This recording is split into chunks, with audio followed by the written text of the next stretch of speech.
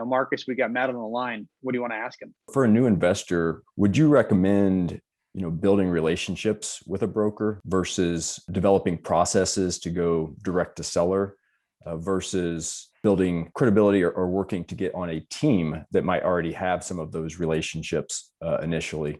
If a new investor is looking to get into smaller deals, I would say put 100% of your effort into getting directly in front of sellers. If you're looking for deals maybe 2.5 million and up, most of those deals go through brokers, and it's a completely different strategy. Get friendly with those brokers.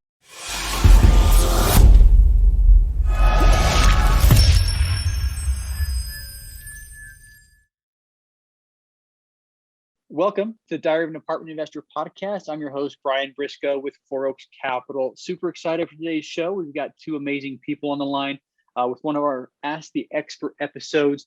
We've got experienced investor Matt Whittemore and aspiring investor Marcus Long on the line with us. And for everybody listening, I'm going to put the biographies of these two gentlemen in the show notes. So if you want to know more about them, check out the show notes. And we'll have their full-length bios down there. So that said, Matt, welcome to the show. Thanks so much, Brian. Happy to be here.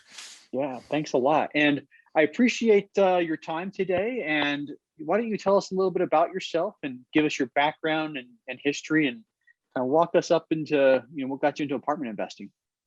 Absolutely. Yeah. So I am based in Albany, New York. I have a firm based in Albany, New York called New Scotland Capital, and that is part of a vertically integrated real estate business called New Scotland Development Companies. So I focus on investment properties, but we have a brokerage, a property management company, and we also do apartment developments. So involved in apartments in a lot of different ways, love to invest in apartments. And I've been in real estate investments and commercial real estate finance for about a decade now. So got my start doing actually acquisitions for a Boston-based company, small apartments up to kind of mid-market development, maybe 30, 40 units. They also had property management and brokerage. And then I found myself looking to work on bigger deals and learn that aspect of the business. So I worked for a number of years, some of the larger debt and equity shops, intermediaries. So placing loans on commercial investment properties, placing equity, then actually got into investing myself a couple years ago and partnered up with an even more experienced investor and experienced real estate professional here in Albany. And we've been growing our portfolio and doing some different creative things since. Yeah, nice. Well, sounds like you've pretty much done the entire, gamut of, real estate or multifamily investing from every single angle. So vertically integrated, I think that's great. You got property management, you got development, you've got your own assets. What else did you say you had in your brokerage as well, right? Exactly. Yep. It's really rooted around the three areas: brokerage, property management, and then investments. And some of our investments happen to be adaptive reuse, apartment developments, historic tax credit type projects that can get pretty complex. All right. Are you talking like the Leidig type things, or you guys, or the other things out there that I've just not heard of yet? So usually it's based on the historic status of the property. So it has to have some historic significance, but yes, similar in terms of how you can get creative with structuring the equity. You can bring in a tax credit investor to buy the tax credits, to then you can use that as an equity source to recapitalize the deal or capitalize it initially. Okay. And when you talk historic stuff, are you talking like the things that are like on the National Historic List or whatever it's called, or is that what you're looking at, or something different? Yes, there's the national list. There's also historic districts that are more handled on the municipal level. That's typically what we run into in Albany and downtown Albany. Virtually the whole city is a historic district. Also Schenectady and Troy have very, very old properties in their downtown pre 1900, even really pre 1800, some of these properties, which is pretty incredible. Now, first time I've talked to somebody who's focused on that, so I'm very curious. What value do you guys get out of going into those historic districts? Great question. And it's, it's, we're typically very high yield investors. So if we buy an operating asset, we're usually looking for very high cap rates, but it allows you to be more competitive because you could take down a deal that say needs $1 million Mhm. in equity.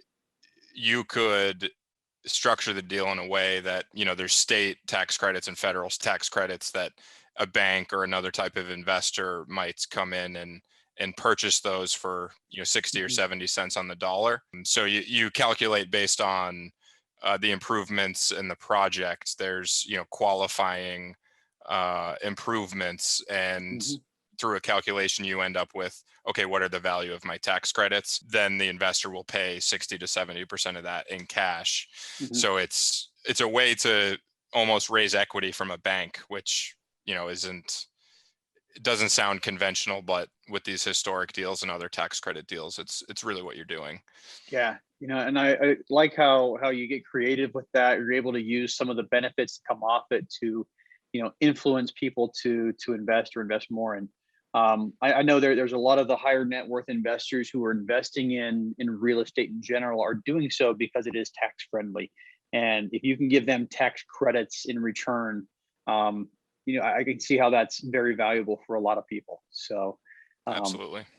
can you give us an idea of one of the deals you guys have done? Kind of paint the picture on finding it and what the process looks like. Sure. Yeah, I'll go with one we just closed recently. Mhm. It's a smaller deal, but we're in a small market, so we're happy to buy properties large and Mhm. small. If the numbers work. So we bought a 20 unit property. Mhm. We used.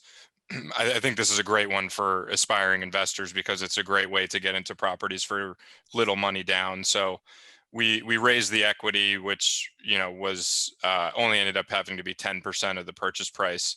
We got a 75% LTV bank loan, Mhm. and then we got 15% subordinate seller financing Okay. to bridge that gap. So very flexible financing, and then we actually did the deal with none of our own money. We raised that money, that 10% from an investor relationship that we have. So Mhm. it was a great way to get into $1 million deal, 20 units for Yeah. very little cash. Yeah. Nice. Nice. So 75% loan from the bank, 15% seller carryback, 10% equity. And you got yourself $1 million property. So Right. And um, it really drives the returns to your cash on cash return. If you have, that was about a 10% cap rate. So with only 10% down, we're yeah. talking about a 25% plus cash on Yeah. cash return. Yeah, absolutely. Now, what was the cost? And something we look at a lot is, what is the cost of the money you're raising? What term did you get on the seller carryback? So that we actually told them that they needed to match the bank terms. So Okay. we got 4% interest rate, a 25-year amortization, no prepayment penalty on that. So we'll probably look to Wow. refinance that property in 2 to 3 years to pay back, pay off that seller note, pay back our investors. Mhm. So return that capital and make them whole again. Nice, nice. Yeah, that sounds like a pretty sweet deal you guys set up there. I mean, you basically are financing 90% of the purchase price at 4%.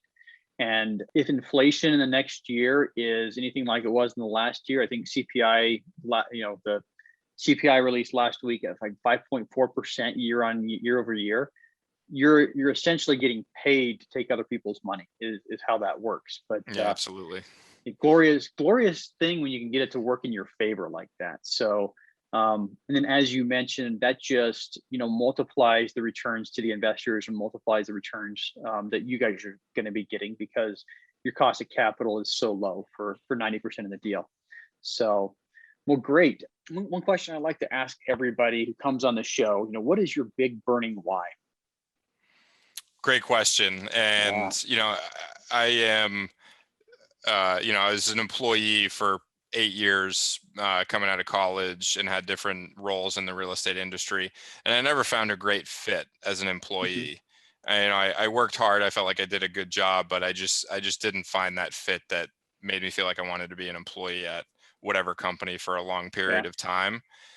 So, I always liked about investing was, having control of your own destiny and being in a situation where you're truly getting out exactly what you put in. Yeah.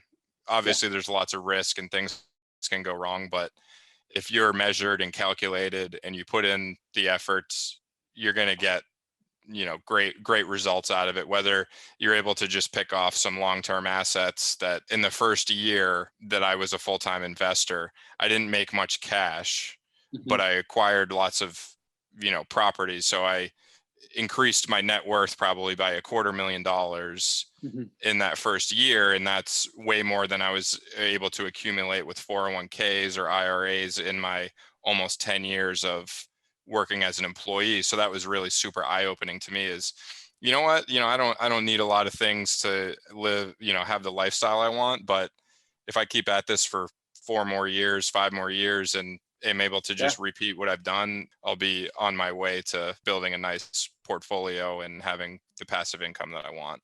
Yeah, I mean, if you can keep on adding $250,000 to your net worth every single year, I mean, it's going to add up quickly. I think it's really easy to see how that's going to do a lot better than corporate America or government, as the case of Marcus and I. But and something you bring up something that's important and something that I've realized a lot. I've spent 20 years in the Marine Corps, and we have every year they release the pay schedule, and so exactly what you're going to make, exactly what everybody else is going to make. And I think one of the downsides of that is it doesn't matter how much you work or how little you work, you're still getting paid the same. So something you brought up that really resonates with me is the fact that in this multifamily space, you get what you earn, and that's it could be a little, it could be a whole lot. You're not capped by whatever the government or the corporation thinks you should make. So definite plus to what we're doing. Of course, yeah, agreed. So all right. So looking forward, what's next for you, and what are you guys working on now? Great question. I'm probably going to throw you for a little bit of a loop here, but That's fine.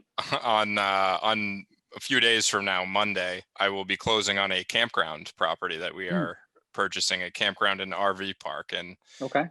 we love apartments. We have all the infrastructure, the management company, all the processes in place. We'll always buy apartments. And Mhm. that is one thing I love about real estate and you being in business for yourself in general is you get to steer the ship. I'm the kind of guy that likes to try a lot of different things. So Mhm. I'll always invest in apartments because they're, in my opinion, the most plentiful commercial asset that's available. They're the most easy to understand and the easiest to finance. So Yeah. it's just a great business for all those reasons. But I like the idea of being diversified. So we're starting with campgrounds, but one day I'd like to own office buildings, shopping centers, a fully diversified portfolio. Yeah, absolutely. And I mean, you did surprise me a little bit. Never expected campground. So just curious again, why campground? Where's the campground? And tell us a little bit about that one. So that campground is in the Catskill Mountains in upstate New York. We love it because it's Hmm. about 2 hours from Midtown Manhattan. So we see it as a nice weekend retreat for all those Hmm. millions of people that are in New York City. It is a pretty rustic campground, but we're Hmm. gonna introduce a tiny home rental component. So we're excited about that. And I think the reason we really got into it was we started looking at mobile home parks, and this was years ago, and the cap rate compression was already well underway in the mobile home park space. Hmm. And we came across some combo properties that were half mobile home park, half RV park.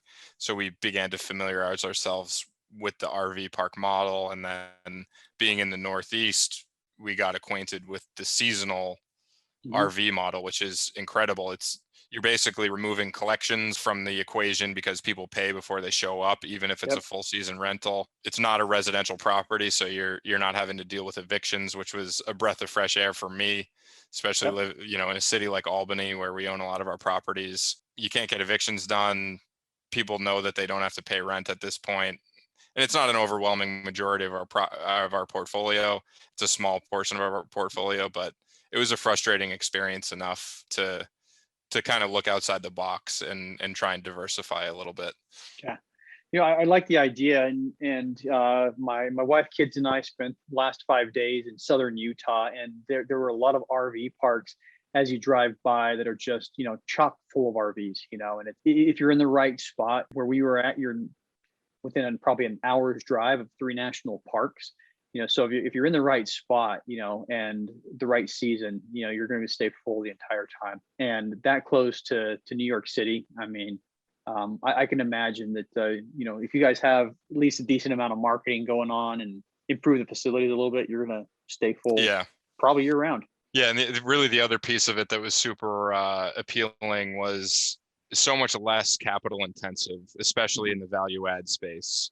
We're purchasing a property. It's I call it like a boutique campground. It's $850,000 that we're purchasing it for, and we're budgeting $150,000 to improve it. But that really goes a long way. And so, there's a real opportunity for us to come in and double the revenue in short order without having to inject that much capital into the property. Obviously, there's the risk of, it's an operating business. It's not an apartment building where you have 12-month leases. So I think it's a nice complement to the apartment model where it's more hands off. It's obviously lower cap rate, but it's lower risk. So I think it's a nice complement to put together in a portfolio. All right, sounds amazing. So that said, we're going to transition right here. We'll bring Marcus on the line, and that said, Marcus, welcome.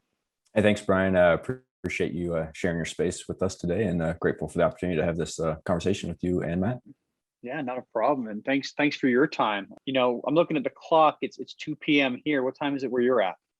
Yeah, we're about 9 o'clock over here in the UK currently. All right. So every once in a while we get somebody dialing in from afar, and it seems like every single time it's somebody in the military. So anyway, tell us a little bit about your background, and we'll go from there. Awesome. Thanks, Brian.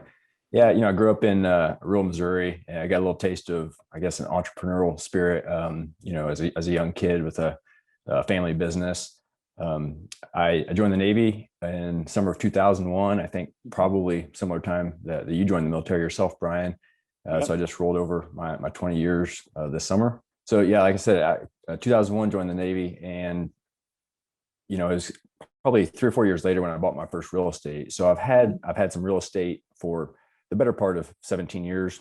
I'd say for a good 15 years of that or so, it was mostly in the single family space and mostly opportunistic, right? I picked up a few throughout my career, not very intentional and stuff about it. And it was just a few years ago, and shortly before I came to the UK, and I was kind of looking at the transition that was coming up.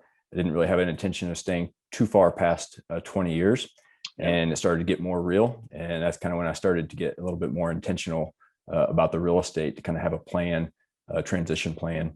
And so about the time I've been in the UK for about 2 years now, and I joined a mastermind around that time and kind of started getting exposed to some different strategies, and including multifamily. In about a 12-month period, I invested in 3 syndications as a limited partner prior to deciding to transitioning over to be on the general partner side. And so that's kind of where I am now. Yeah, I mean, it's something that, and you're right, that is right about the time that I joined. May 7th, 2001 was my first day in uniform. So I probably beat you out by a month or 2, but that's right. It was June 14th. So you had about 5 June 14th, 5 weeks on you. Yeah, there you go. If it wasn't for trying to finish up time in the UK, I would have probably been racing you to retirement. But I'm gonna finish my time here and then transition next year. So you're in a good spot, and we've had a couple of really good overseas tours. I've spent a year in Rio and 3 years in Okinawa, and both of those places were really nice places to. I'd say Okinawa was a great place to live. Rio, I still love Rio. I think it's a better place to visit. But that said, I mean, same thing. I mean, we got into the multifamily space when I started seeing that light at the end of the tunnel. And I've said this many times on the podcast before, but you have that 20-year mark. It's like a light switch where you can retire as soon as you hit the 20-year mark. But prior to the 20-year mark, zero retirement benefits. So, once I started seeing the light at the end of the tunnel, it sounds like you have the same story, seeing the light at the end of the tunnel, and you're like, oh my gosh, that light's coming really, really quick. What now? So multifamily space is a great place to be. So I'm excited for you, really excited for you. Thank you. I appreciate that.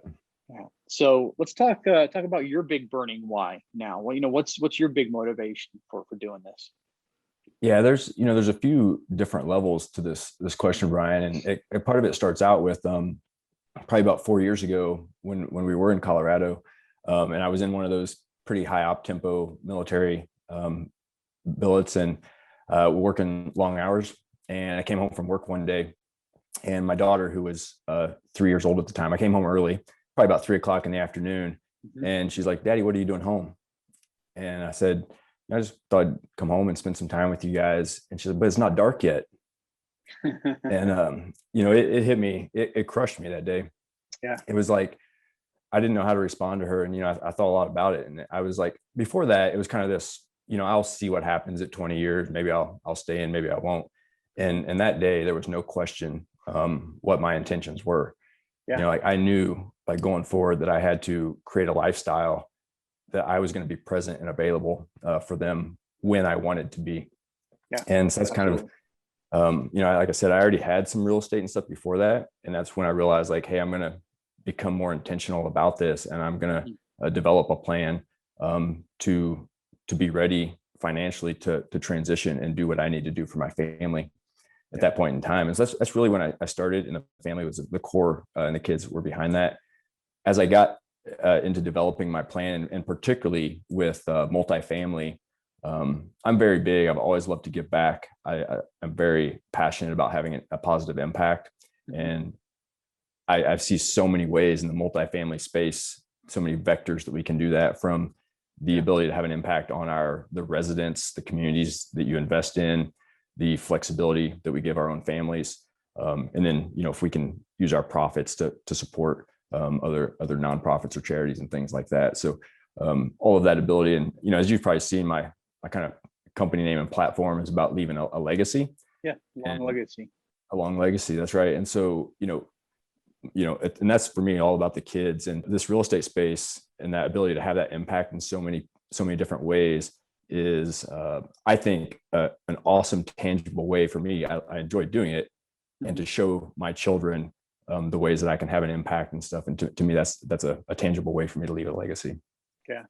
One tangible thing that I'm just realizing as in accomplishing, not realizing as in light goes on. I guess there's two different ways you could use that word, but is the location freedom. I mean, 3 years ago, before I really threw my hat in full time into the multifamily, my wife's like, "Hey, when we retire, I want to live in Idaho Falls, next to where my sisters live." And Idaho Falls is a small city, 60 something thousand. The metro area is about 100,000 people.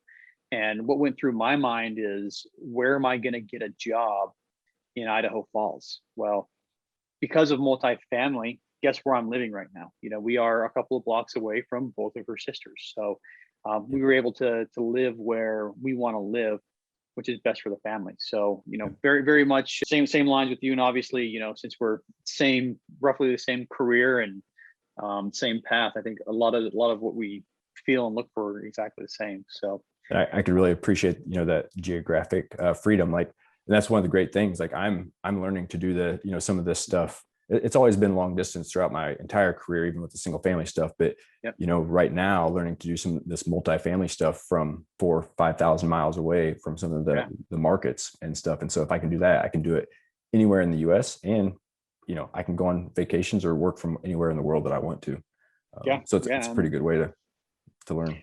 Absolutely. All you need is an internet connection and a laptop, and you can do this from just about anywhere. So, well, great. So here comes my favorite part of the show, and it's where I hand you the microphone. So, Marcus, we got Matt on the line. What do you want to ask him? Yeah, thanks, Brian. And it was great listening to some of your background there, Matt, and stuff. I really want to kind of ask one with like the current market's pretty competitive, throughout the entire country and stuff. So for a new investor, from your experience, both as an investor and, with brokerage and stuff, like, would you recommend, or what balance, I guess, would you recommend a new investor focus on, building relationships with a broker that takes time to develop those relationships versus, developing processes to go direct to seller versus, building credibility or working to get on a team that might already have some of those relationships initially. So like, is there one way you would recommend a new investor go, or a balance between them? Sure, it is a great question, and it's something I sort of battle with daily. And it's because we play in multiple spaces. I would say if someone's a new investor is looking to get into smaller deals, and by smaller, I'd say 2 million and under, or maybe 1 million and under. I would say put 100% of your effort into getting directly in front of sellers. And I would say if you're looking for deals, maybe 2 million and up, 2.5 million and up, most of those deals go through brokers. There's all sorts of LLCs and entities that if you try and go direct, you're going to have a lot of unknown parties. So it's the a constant conundrum for us because we buy small properties and large properties, and it's a completely different strategy. I would guess you're probably looking to get into more of the larger properties. So I would take the opposite approach and get friendly with those brokers, figure out a package to put together that, you obviously have 20 years of experience almost in real estate, which is highly significant. And so you could put together a little resume and, the one thing that comes up, and we try to do a lot of deals, so people will ask for proof of funds. I'm a younger guy in terms of being a full-time real estate investor, so liquidity is a challenge. So that's why we raise money, and that's something that I think until I win the lottery one day, there's always be a challenge of showing that 10% liquidity or 100% net worth that you have to show the lenders to get the deals done. So and it's I don't want to be a hypocrite because I'm a licensed real estate agent myself, and we have the brokerage, but I get so frustrated working with brokers. My preference would be to just work with sellers directly. I don't perform well in bidding wars. I just don't like to do that. I like to control the deal, set the time frame, set the expectations myself. It drives me crazy when you're trying to do a deal through 2 sets of brokers, 2 attorneys. It's just like a daisy chain of a game of telephone. Your message never gets there directly, it seems like sometimes. Yeah, I feel the same way. I mean, I think it's even more so. We just sold our single family home, and agent to agent to owner to agent to buyer. But as far as the question, Marcus, I would say, where do you want to get, in 5 to 10 years? And whether you latch onto somebody else or try to bootstrap it, really kind of depends on where you want to be in that 5 to 10 years. We chose to bootstrap it. At some point, you're going to have somebody experienced on your team. But we wanted to, we had envisioned Four Oaks being kind of what it looks like now 3 years ago. And, the way for us to get there was not to latch onto somebody else, but to make the relationships ourselves. So I would really say it depends on, where you're trying to get, where you're at now, what your resources are. And that's definitely part of how it worked out for us. Now, of course, us bootstrapping it meant it was difficult for us to jump in at the 200 unit level mark from the beginning. And so we didn't, we jumped in. Our first property was a 50 unit. So a little more bite size, and we've slowly worked our way up to where we're in the 10 million plus arena right now. So both ways will work. Just where do you want to be in 5 years, and which one gets you there faster? Yeah, that's really helpful. I appreciate that. Yeah. I think, not necessarily specific to my question, but going back to something that Matt said about the liquidity and net worth and stuff. I think that's a great comment. And I think it's a limiting belief and stuff for a lot of new investors and stuff. But I think it's a great point to highlight as I begin to network in the multifamily space. and stuff, right, is that those things can be overcome. There is someone else in the space that you can bring on to do that, to be that net worth, to be that liquidity. And do you have to give something up for it? Yes, you do. But I think just it's good to highlight that point of a lot of these limiting beliefs of, you don't have to do it all yourself. You figure out who you can bring in to do those things. So. Absolutely. Yeah. Another question I was going to kind of ask, I'm speaking over here on that kind of on the broker aspect of it. So from the UK, a distance and stuff, right? And so, everyone always talks about taking someone to have a coffee and things like that and building those relationships. And that's very challenging for me to do from this far apart. And so while you may be investing, Matt, in the market that you live in and stuff, maybe COVID, where we've gone virtual and stuff has given some experience to this. But what are some ways maybe that if taking a broker or other team member out to coffee and things like that to start to build those relationships and things, if that's not quite an option, like virtually and stuff, what are some ways that you see investors or that you have stood out to brokers, or maybe other investors stood out to brokers that Awesome question. And it's an area that we discuss a lot, my partner and I, because I am sort of a black and white analytical person. We do a lot of direct mail marketing. So when I think about marketing and reaching out to sellers and reaching out to brokers, I like the mass approach, but I think you have to kind of go the opposite direction with it. So, for somebody like you, I might say, identify your top 10 brokers and send them a box of cookies with a nice note on it or something like that. Send something to the office, a snack or whatever. I've seen that when I was on the brokerage side. It goes a long way, and it's not the 80-cent mailer that you're worried about conversion rates. It might be a $50 expenditure for one lead, but it'll make an impact. I think you just got to focus on going against the grain, so to speak, setting yourself apart, which, not to be a, negative or pessimist, but I don't think it's too hard to do that, because there's going to be people calling them all day that just want the info on the deal, want to see what's in it for them. So, I think taking an approach like that, where it's more of a personal touch than a mass outreach and a numbers game, make it a personal connection. Something I did up front, and I was in the DC area when I started trying to invest in South Carolina. It's drivable. It's a lot better position than you're in right now, across an ocean. But I would send Starbucks gift cards, a $10 Starbucks gift card. I would say something like, hey, I'm a little bit far away from you guys. I'd love to take you out for a coffee, but since I'm not in the local area, here it is. And I got almost 100% response rate when sending a Starbucks gift card. They're going to get on the phone, they're going to send you an email, they're going to say, thank you, I appreciate it. And it was just a little thing, cost me $10 each time I did it. And usually I send it, via email. So, it's just one of those things. That process ended up leading me to the broker that brought us our first deal, so what was it, 100% because of the Starbucks gift card? Probably not, but it definitely started conversations where, an email or a voicemail wouldn't have, $10, Starbucks gift card. Hey, I'd love to take you to coffee, but I can't right now. So, take yourself. Boom. Yeah, that's really solid.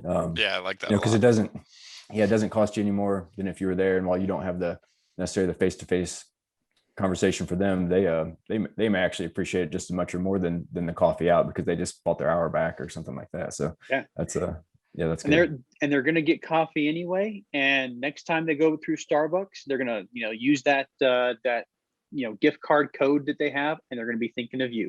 Yeah. So, boom. Awesome. Anyway, no, that's good.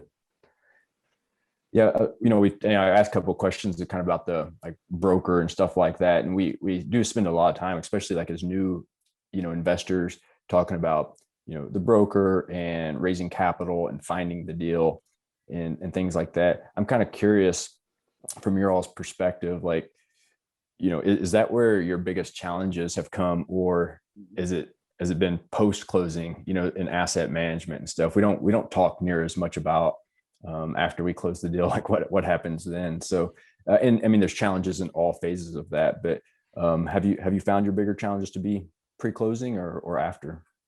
I'd say that there's certainly challenges because especially if you're raising money for any types of deals, you sell the projections, you sell how smart you are and how well you know the market and how well you can execute the deal. And then you actually have to do it. And, I think it's a funny thing in our industry where you might get paid an acquisition fee. And I think there's probably a lot of people out there that they cash their acquisition fee and that's what they did the deal for, and they're on to the next thing. But the biggest thing for us is repeat investors. So you're not going to get that investor to invest again if you're missing your projections every single time. So I am very lucky that in order to advance my career, I partnered up with somebody who had a property management company. And so he wears that asset management hat. My role is to find the deals, but we always work with very conservative projections because nothing goes according to plan. So, it's funny, like you put together a pro forma and really the only thing that is that it's not going to be right. Whether it's low or it's high, your pro forma is wrong. No matter which way you cut it, you're not going to hit everything on there is going to be wrong. Yeah. So. Which it's like, oh my God, why am I doing this? But yep. Your job is to make sure you're on the low side, not the high side. So I would say, it's intertwined, it's hand in hand. It's having an asset management mindset while you're making those projections, maybe, eking that vacancy rate up a little bit. Everybody uses 5%, but again, we know it's not 5%. So, it's having the end in mind, which is a little bit of a cliche, but if you're not exiting the deal the way you're telling everyone or yourself or your investors, it's not going to end up the way you want it to. So you gotta plan with that exit in mind. Yeah.